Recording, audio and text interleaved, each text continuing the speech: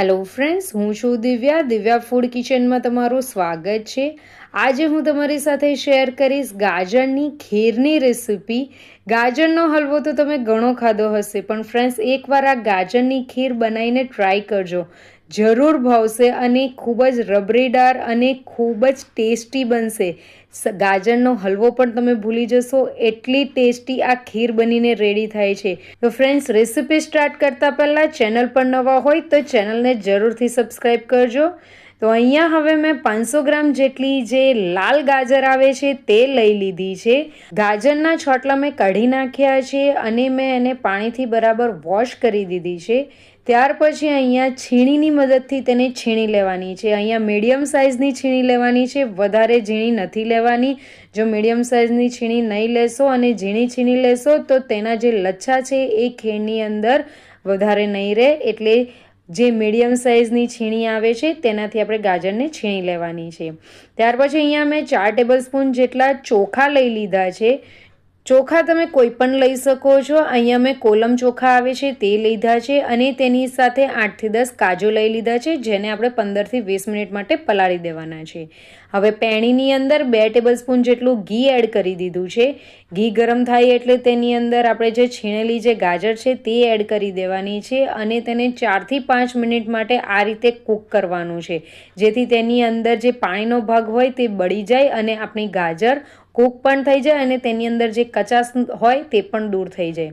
તો આ રીતે જ મેં ગાજરને બરાબર રીતે કૂક કરી લીધી છે। તો હવે આ ગાજર હવે કૂક થઈ ગઈ છે, તો એની અંદર હવે આપણે દૂધ એડ કરવાનું છે।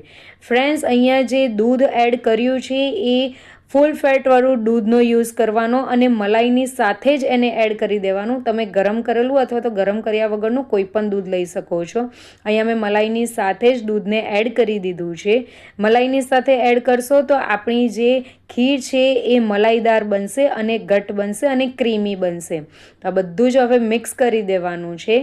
જ્યાર સુધી આપણું જે દૂધ એડ કર્યું છે એ ખીર થાય છે ત્યાર સુધી અહીંયા જે આપણે ચોખા પલાળેલા હતા એમાંથી 3 ટેબલ સ્પૂન જેટલા ચોખા આપણે મિક્સર જારની અંદર એડ કરી દેવાના છે અને 1 ટેબલ સ્પૂન જેટલા ચોખા આપણે બચાવીને રાખવાના છે। એનો યુઝ કેવી રીતે અને ક્યાં કરવાનો છે એ હું તમને આગળ જઈને બતાવીશ। તો અહીંયા મેં 1 ટેબલ સ્પૂન જેટલા ચોખા બચાવીને રાખ્યા છે। ત્યાર પછી મિક્સર જાર બંધ કરીને એને અધકચરા ગ્રાઇન્ડ કરવાના છે, પલ્સ મોડ પર ગ્રાઇન્ડ કરવાના છે। તેની એકદમ ફાઇન પેસ્ટ નથી બનાવવાની, આ રીતના ચોખાને આપણે ગ્રાઇન્ડ કરીને રાખવાના છે। તો આ ચોખા ફાઇન પેસ્ટ કરવાની નથી। આ બાજુ હવે આપણે જે ખીર બનાવવા માટે મૂકી હતી તેમાં દૂધનો ઉભરો પણ આવી ગયો છે। તો હવે આની અંદર આપણે જે ચોખા અત્યારે જે ગ્રાઇન્ડ કર્યા છે તે બધા જ ચોખા આની અંદર એડ કરી દેવાના છે। ફ્રેન્ડ્સ, આ ખીરની અંદર ચોખા અને ગાજરનો જે કોમ્બિનેશન છે એ ખૂબ જ ટેસ્ટી લાગે છે। તો તમે એકવાર આ રેસીપી ટ્રાય કરશો ને તો ગાજરનો હલવો પણ ભૂલી જશો। હવે એ ચોખા આપણા ચડે છે, ગાજર ચડે છે, ત્યાર સુધી આપણે એક પેસ્ટ બનાવવાની છે। તો આપણે જે કાજુ પલાળીને રાખ્યા હતા એ કાજુ મિક્સર જારની અંદર એડ કરી દેવાના છે। તેની સાથે આપણે 1 ચમચી જેટલા જે ચોખા બચાઈને રાખ્યા હતા તે આની અંદર એડ કરી દેવાના છે। ત્યાર પછી તેની અંદર 3/4 કપ જેટલી મેં ખાંડ લીધી છે તે એડ કરી દેવાની છે। તમે મીઠાશ તમે તમારી રીતે એડ કરી શકો છો। ત્યાર પછી અડધો કપ જેટલું ઠંડુ દૂધ આની અંદર એડ કરી દીધું છે અને આ બધું આપણે ગ્રાઇન્ડ કરી દેવાનું છે અને આ રીતની સ્મૂથ પેસ્ટ બનાવીને રેડી કરી દેવાની છે। તો તમે જોઈ શકો છો ને કે કેટલી ક્રીમી આપણી પેસ્ટ બનીને રેડી થઈ છે।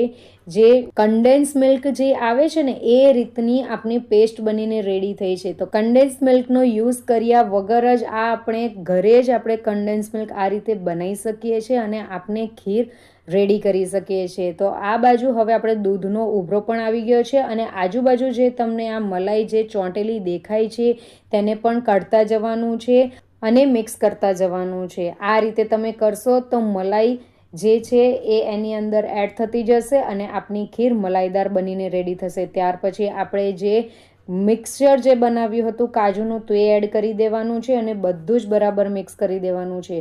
આ રીતે જ્યારે તમે ખીર બનાવશો ત્યારે તમે જે દૂધ હશે તે પણ ઓછું બાળવું પડશે અને તેની અંદર જે આપણે મિક્સચર એડ કર્યું છે તેનાથી ખીર ફટાફટ ઘટ થવા માંડશે. તો પહેલાં કરતાં આપણી ખીર ઘટ પણ થવા માંડી છે અને તમે જોઈ શકો છો કે દૂધ જે છે એ ઓછું પણ નથી થયું. એટલે આપણે દૂધને બાળ્યા વગર એકદમ મલાઈદાર ક્રીમી આપણે ગાજરની ખીર બનાવીને રેડી કરી શકીએ છીએ. હવે તેની અંદર 1 ચમચી ફ્લેવર માટે એલચીનો પાવડર એડ કર્યો છે. આ એડ કરીને બધું જ બરાબર મિક્સ કરી દેવાનું છે. ત્યાર પછી તેની અંદર ડ્રાયફ્રૂટ્સ એડ કર્યા છે. તમે તમારી રીતે કોઈ પણ ડ્રાયફ્રૂટ્સ એડ કરી શકો છો. અહીંયા મેં કાજુ અને બદામ એડ કર્યા છે. તમારે કિસમિસ એડ કરવી હોય તો તમે કિસમિસ પણ એડ કરી શકો છો. આ બધું જ હવે બરાબર મિક્સ કરી દેવાનું છે અને અહીંયા આપણી જે મલાઈદાર ક્રીમી એવી ખીર બનીને રેડી થઈ ગઈ છે. એનું ટેક્સચર, એનો કલર આ રીતનો જ હોવો જોઈએ. તમે જોઈ શકો છો કે કેટલી મલાઈદાર થીક એવી ખીર આપણી બનીને રેડી થઈ ગઈ છે. તો ફ્રેન્ડ્સ, હવે હું એને સર્વિંગ બાઉલમાં લઈ લઈશ. જોતાં જ મોઢામાં પાણી આવી જાય છે, એટલી ટેસ્ટી આ ખીર બનીને રેડી થઈ છે. તો આ ખીરને તમે ઠંડી કે ગરમ કોઈ પણ રીતે ખાઈ શકો છો. પણ જો એકવાર તમે આ ખીરને ઠંડી કરીને ખાશો ને ફ્રેન્ડ્સ, તો તમને મજા પડી જશે, એટલી ટેસ્ટી લાગે છે. તો હવે સર્વિંગ બાઉલની અંદર મેં ખીર લઈ લીધી છે અને ઉપરથી ગાર્નિશ માટે કાજુ અને બદામની કતરણ એડ કરી છે. તમે કોઈ પણ રીતે તમે ગાર્નિશ કરી શકો છો.